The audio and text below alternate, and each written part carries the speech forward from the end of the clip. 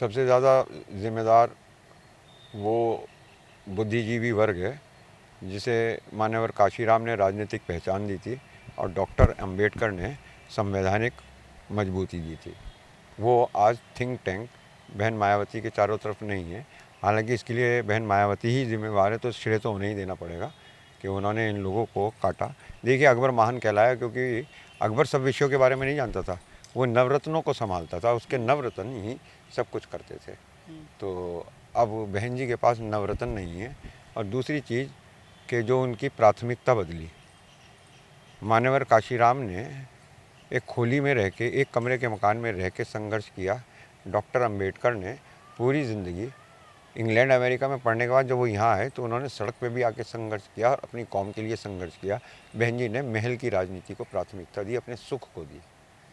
लेकिन आप जो कह रहे हैं कि महल की राजनीति करी है, बीजेपी के पास तो बड़े आलीशान जो है कार्यालय हैं, बंगले हैं। वो कब से नहीं थे, कब से नहीं थे। तो उनको ये चीज़ सूट करती है। और एक बात मैं आपको बता दूं कि जो लोग वहाँ महल की राजनीति करते हैं वो लोग राजनीति ही करते हैं, इलेक्शन नहीं लड़ते हैं। तो बीजेपी से बीएसपी की तुलना करना बिल्कुल गलत है। एक तरफ शोषक वर्ग है, एक तरफ शोषित वर्ग है।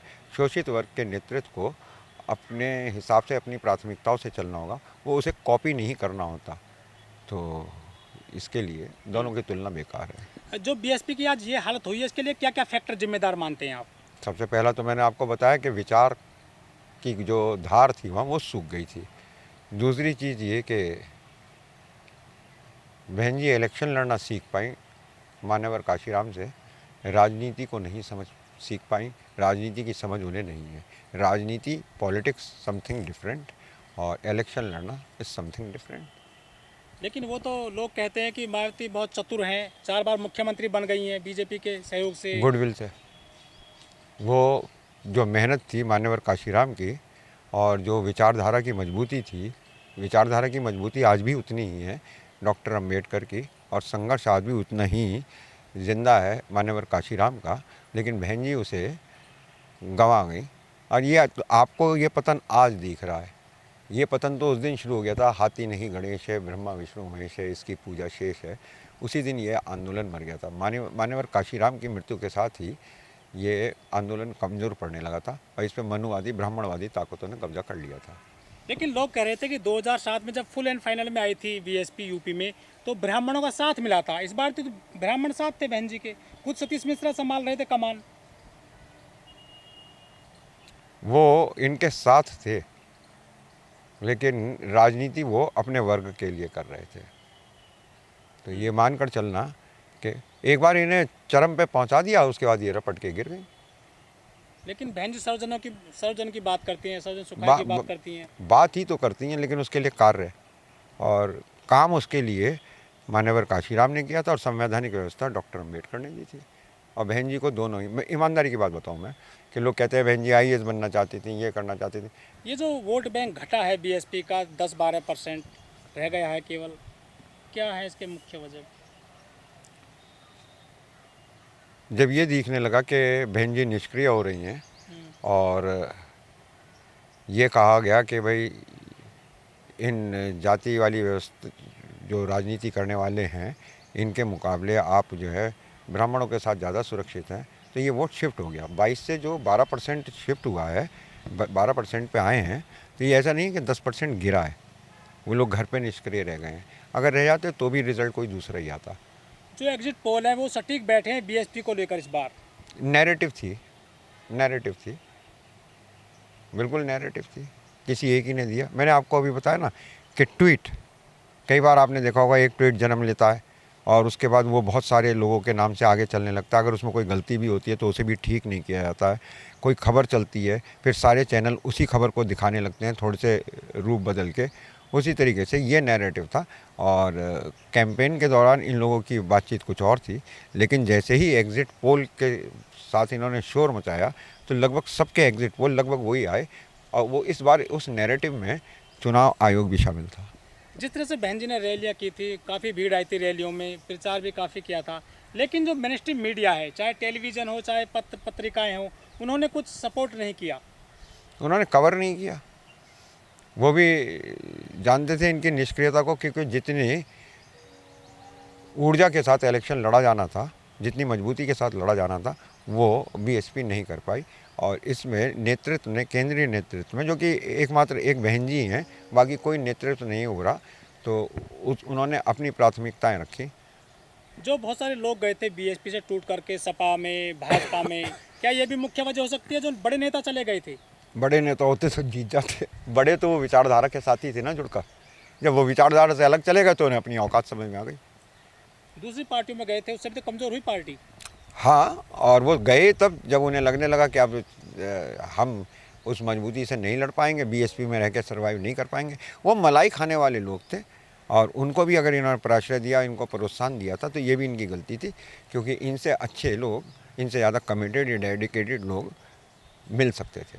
मीडिया को जो है बिल्कुल भी जो है मदद नहीं लेती हैं बहन जी, ये भी मुख्य कारण हो सकता है। देखिए, मीडिया से मदद नहीं लेती है, मीडिया उनको मदद ही नहीं देती है। मीडिया, मेन स्ट्रीम मीडिया खास तौर से पूंजीपतियों की है, ब्राह्मणवादी ताकतों की है।